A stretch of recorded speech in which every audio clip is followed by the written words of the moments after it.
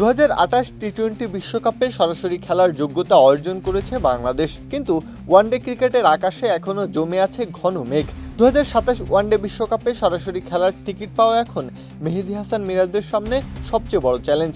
র্যাঙ্কিংয়ের হিসাব বলছে বাংলাদেশ এই মুহূর্তে আছে 10 নম্বরে। নিয়ম বলছে আগামী বছরের 31 মার্চের মধ্যেই শীর্ষ 8-এ থাকতে পারলেই মিলবে সরাসরি বিশ্বকাপের টিকিট।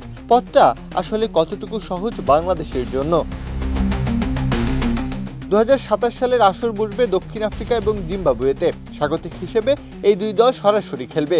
তবে হিসাব মতে যদি স্বাগতিকদের কেউ শীর্ষ 8-এ থাকে, তাহলে নবম বা দশম স্থানে থাকা দলও সুযোগ পাবে। স্বস্তির বিষয়, দক্ষিণ আফ্রিকা 8-এর ভেতরেই আছে, তবে নেই জিম্বাবুয়ে। তাই তো 10 নম্বরে থাকা বাংলাদেশের জন্য পথ একটু কঠিনই, তবে সেটা কতটুকু কঠিন?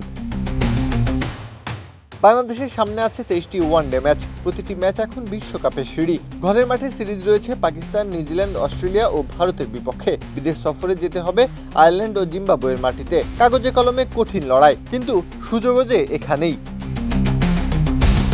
বাংলাদেশের জন্য প্রথম লক্ষ্য তাই হোম সিরিজে আধিপত্য। ঘরের কন্ডিশন, চেনা উইকেটকে পুঁজি করেই পয়েন্ট তুলতে হবে।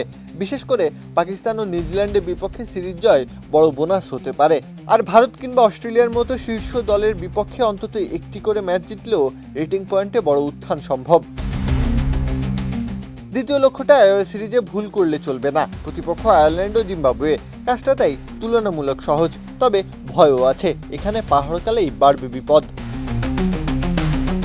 বাংলাদেশের জন্য সবচেয়ে বেশি প্রয়োজন এখন ধারাবাহিকতা। বড় দলগুলোর বিপক্ষে যতটা সম্ভব জেতার জন্য লড়ে যাওয়া। ঘরের মাঠের সুযোগগুলো যথাসম্ভব লুফে নিতে হবে মিরাজদের। ওয়ানডে বিশ্বকাপের মঞ্চে সরাসরি জায়গা পেতে হলে এখন থেকেই শুরু করতে হবে নিখুঁত অভিযান। তাই তো প্রতিটি ম্যাচই ফাইনাল, প্রতিটি জয়ই বিশ্বকাপের দিকে এক ধাপ এগোনো। প্রত্যহ কাব্য, খেলা 71।